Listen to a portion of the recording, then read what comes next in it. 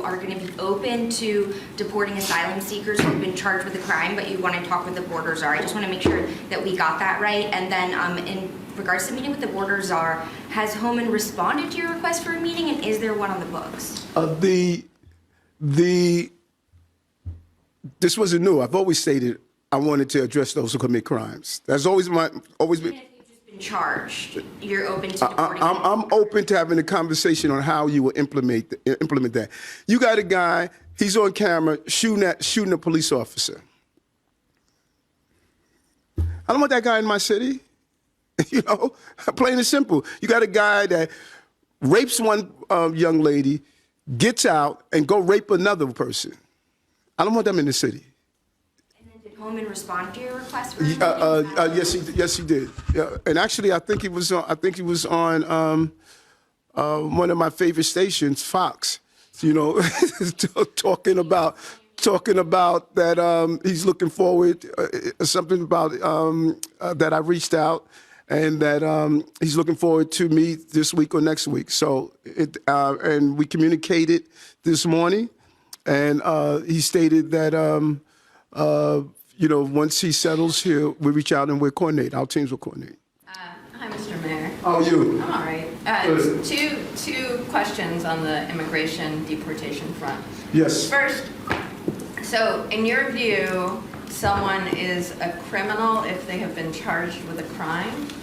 Because you yourself have been charged with crimes, right? But, you know, so that's one question. The other is, if you were a law-abiding asylum seeker in New York City, you know, someone who's doing the best they can to get ahead and yes, all of that, sending their kids to school, would you be scared about the prospect of the incoming administration? Okay, two things.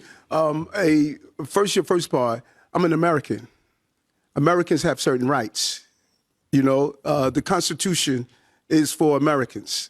And I'm not a person that snuck into this country. My ancestors have been here for a long time. And I don't know if that's your blouse is made of cotton, but they used to pick some of that. So what rights I have, the person that decides to shoot a police officer, they should not have those same rights. Okay, that's my position. And I look forward to hearing what is the idea of the border czar. I'm looking forward to that. I've said it over and over again. We need to fix the immigration problem in the city. The American people said that. I don't know if you really watched the election results. The president-elect had the popular vote, he had the electoral vote. He was not indecisive on what his positions were. He was clear we need to secure our border and deal with the immigration issue. The American people heard it. They voted for it. I've said it before, over and over and over again. It didn't matter who was the president for me. I said the same thing. New York City should not be going through this. Chicago should not be going through this. Denver should not be going through this. The American people should not be going through this. And the migrants and asylum seekers should not be going through this. We're placing them in a position that is unfair and is inhumane. I cannot make it any clearer. Question, if you are a law-abiding migrant in New York City who is sending her kids to school and doing what they can to, you know, create a better future for themselves, would you be scared right now about the incoming administration? I think they should do what we told them to do over and over again. If you need police services because you're a victim of a crime, call the police. If you need health care here in this city, go to the hospital and get the medical attention you need. If you have a child, place that child in school so that child could be educated. Our city services are open to all people who are in this city.